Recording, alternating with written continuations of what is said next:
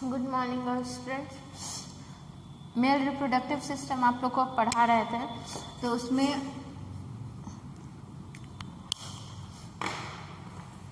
Male reproductive system में हम आप लोग को उसके ऑर्गन्स का नाम बता चुके थे। 10 ऑर्गन्स थे, उन सभी का नाम बता चुके हैं।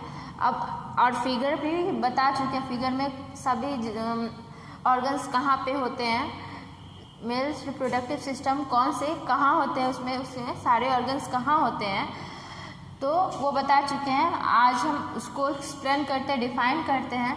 पहला है स्क्रोटम, जिसको हम वृषण कोश कहते हैं। वृषण कोश मतलब जिसमें वृषण स्थित होते हैं, वृषण रहते हैं, उसको हम वृषण कोश कहते हैं। ठीक है, स्क्रोटम उसको इंग्लिश में कहते हैं। यह एक थैलीनुमा, ये एक बैग टाइप का स्ट्रक्चर होता है, थैलर टाइप का थैलीनुमा संरचना होती है, जो उदर गुहा मतलब एब्डोमिनल कैविटी जिसको कहते हैं इंग्लिश में, पेट का जो, तो उदर गुहा के बाहर शीशन यानी पेनिस के नीचे तथा जांघों के बीच लटकी रहती है। वृषण कोश 2 कक्षों में बांटा हुआ होता है। वृषण कोश जो होता है वो 2 कक्षों में बांटा हुआ रहता है। देखने से उस वृषण जो है वो 2 कक्षों में बांटा हुआ रहता है। प्रत्येक कक्ष में एक वृषण, अधिवृषण, टेस्टिस, एपिडाइमिस तथा वृषण रज्जु जिसको स्पर्मेटिक कोड बोलते हैं, वो स्थित होते हैं।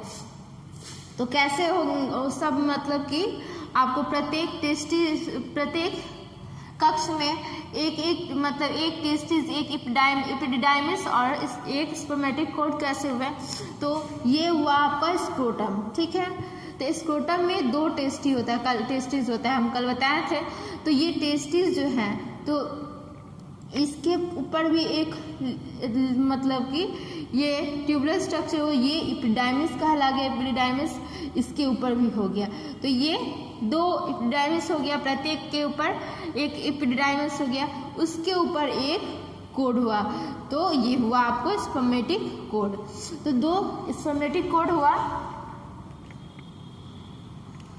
इस तरह से हुआ आपको प्रत्येक कक्ष में 2 स्पर्मेटिक कोड। तो ये आपको, उसको हम स्क्रोटम कहते हैं। स्क्रोटम के बाद आया टेस्टिस। टेस्टिस को हम हिंदी में वृषण कहते हैं। अब वृषण क्या है? नर में 2 वृषण पाए जाते हैं। स्क्रोटम में बताया भी कि 2 वृषण होते हैं, टेस्टिस होते हैं। तो नर में 2 वृषण पाए जाते हैं। फीमेल में 2 ओवरी पाया जाता है और नर में 2 वृषण पाए जाते हैं। दोनों ओवरी में ओव्यूलेशन होता है, इसमें भी दोनों टेस्टिस में, जिसको वृषण कहते हैं, दोनों टेस्टिस में स्पर्म का फॉर्मेशन यानी स्पर्म शुक्राणु का निर्माण होता है।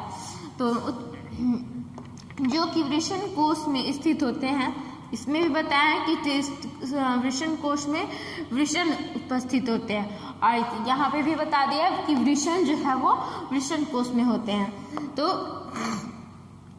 वृषण नर की जनन ग्रंथियाँ होती है। वृषण जो है वो नर जो है, मेल का एक रिप्रोडक्टिव ग्लैंड होता है। फीमेल में रिप्रोडक्टिव ग्लैंड जो होता है वो ओवरी होता है, और टेस्टिस में रिप्रोडक्टिव ग्लैंड जो है, मेल में रिप्रोडक्टिव ग्लैंड टेस्टिस होता है। वृषण का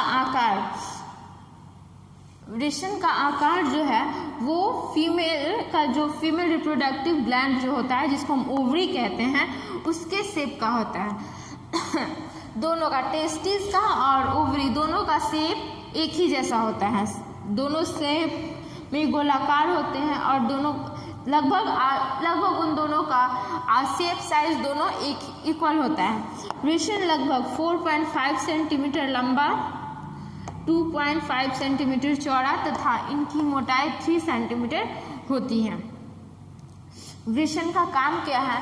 तो वृषण में शुक्राणुओं का निर्माण होता है।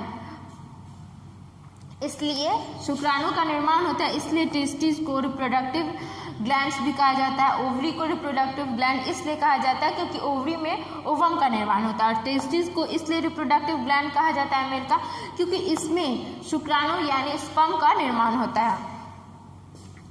शुक्राणु की उत्पत्ति के लिए कुछ ऐसे टर्म्स है जिसके बारे में जानना है कि जैसे कि स्पर्म जो होता है उसका निर्माण कैसे होता है। तो शुक्राणु की उत्पत्ति के लिए वृषणों का उदर गुहा से बाहर वृषण कोश में आना अति आवश्यक होता है।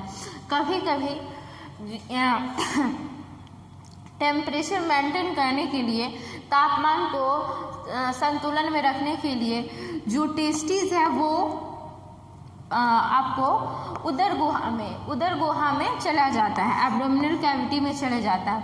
फिर जब ये टेस्टिस से स्पर्म के जब फॉर्मेशन निर्माण होता है तो उस वक्त जो ये क्या टेस्टिस जो होते हैं वो आ जाते हैं स्क्रोटम में। स्क्रोटम जो है वो तो आपको एब्डोमिनल कैविटीज के बाहर आता हो गया। तो शुक्राणु के निर्माण के लिए, उत्पत्ति के लिए ये टेस्टिस को स्क्रोटम में आना अति आवश्यक रहता है, क्योंकि अगर टेस्टिस जो है वो स्क्रोटम में नहीं आएगा तो टेस्टिस जो स्पर्म का निर्माण नहीं कर पाएगा, क्योंकि स्पर्म को जीवित रहने के लिए, उसकी उत्पत्ति के लिए हमारे बॉडी की जो तापमान है उस तापमान से 3 डिग्री कम होना चाहिए, 3 डिग्री कम जरूरी होता है तापमान। इसलिए टेस्टिस का हमारे एब्डोमिनल कैविटी से बाहर आना आवश्यक होता है। यहाँ लिखा हुआ है वृषण में शुक्राणु का निर्माण होता है। शुक्राणु की उत्पत्ति के लिए वृषणों का उदर गुहा से बाहर वृषण कोश यानी स्क्रोटम में आना अति आवश्यक होता है, क्योंकि शुक्राणु की उत्पत्ति के लिए तथा उन्हें जीवित रहने के लिए शरीर के तापमान से 3 डिग्री कम तापमान की आवश्यकता होती है। ठीक है, अब है ये टेस्टिस जो होते हैं, टेस्टिस का डायग्राम नहीं आप लोगों को जानना है, फिर बता देंगे नेक्स्ट क्लास में। तो टेस्टिस में भी 3 लेयर होते हैं।